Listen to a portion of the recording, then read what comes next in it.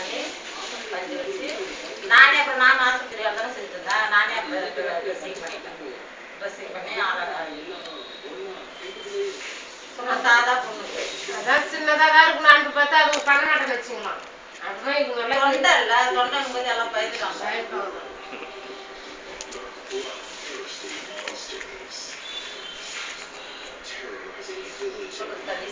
இதெல்லாம் மயக்க மருந்து போடாமலே கிழிச்சாங்க. அது பல்லாமல் வேணா நாங்கள்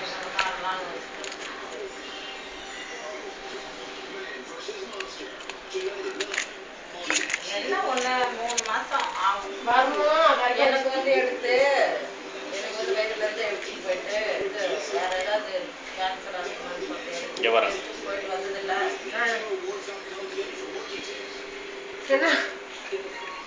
அது தொங்கினு இருக்கு. அது வந்து சரி நார்மல் தான், இது இது இல்லை அப்படின்னு பயப்படுற மாதிரி ஒன்று சொல்லுவாங்க.